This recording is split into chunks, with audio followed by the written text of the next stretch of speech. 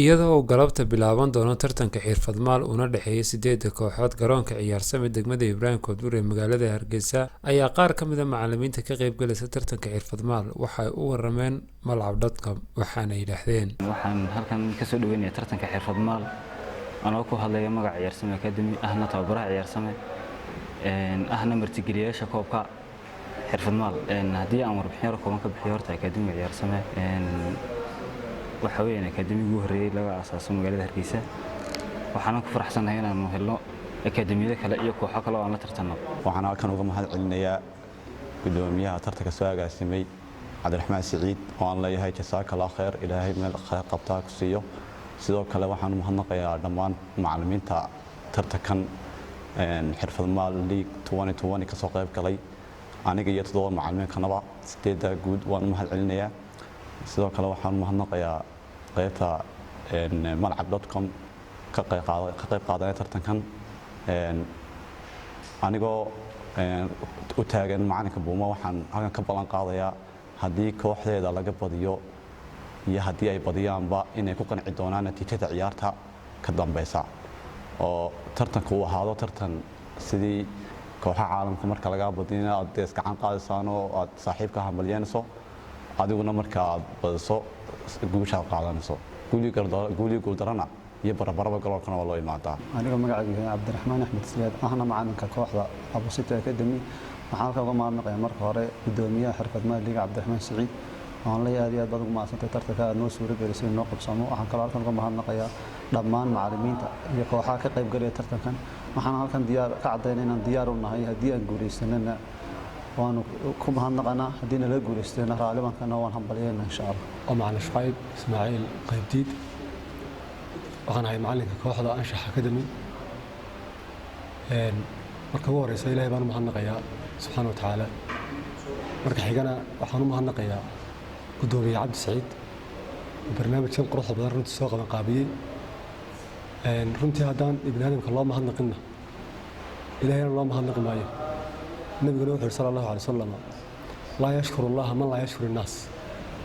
إلهي هو مهنق قف كان ابن آدم هو مهنق مركا شكرا لك كمان لي عبد السعيد انت كدب كلي أنا هو معلق كواحد أنشح أكاديمي أنا قلت لك لنا قول يقول دربا يوحل لي يوم لك ويوم عليك معلمنا هذيك كوش عليه معلم ولا قال لي بدون السيد بابا برع دي بربدون marka insha Allah labada weerar xambaarano kolba kii suurta gala ilaahay qadaro diyaar baan u nahay ana Mubarak Maxamed Shaqale Askar ana macalinka caalamiga academy waxaan aad u mahadcelinayaa gudoomiyaha xirfadmaal Cabdiraxmaan Saciid oo ah nin dhalinyaro firfircoon oo koobkan qabtay oo isku howlay soo koobkan ku qabtay tabaruc oo dhalinyaro ugu tabarucay inta gaar ahaan waxaan u mahadcelinayaa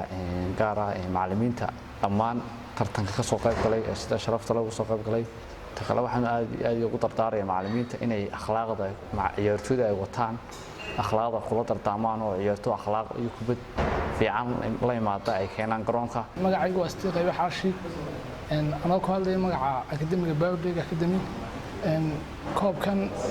xirfadmaal 2020 aad baan soo dhaweynayaa isagii oo gudoomiyaha xirfadmaal Cabdiraxmaan Saciid waxaan leeyahay hadina laga badiyana warta kubad waa barcadi barmadow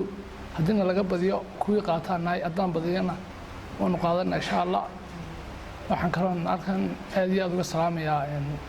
baxda malcab bismillaahir rahmaanir rahiim magacaygu waa Maxamed Cabdullaahi Yuusuf waxaan ahay wakiilka kooxda True Cable maxay runtii waxaan aad iyo aad ugu mahadcelinayaa gudoomiyaha qabanqaabada tartanka xirfadmaal oo runtii iska saaray xil maxay qabanqaabada koobkan insha Allah kooxda waxaan rajeynayaa insha Allah inay guuleysato calafkeena waan qaadan doonaa waxaan aad u mahadcelinayaa kooxaha ka soo qayb galay tartanka xirfadmaal ayaa ah mid maris araga oo maalintiiba 2 kulan laga ciyaari doono waxaana galabta lagu daafuri doonaa kooxaha Afgal Junior iyo Abu City oo wada ciyaari doona markay saacadu soo gaadho 3:45 galabnimo halka ciyaarta dambena ay wada ciyaari doonaan kooxaha Boom Academy iyo Caalami Academy oo iyaguna wada ciyaari doonaan 6:45 fiidnimo haddii alla yiraahdo Axmed Teeqran wararka malcab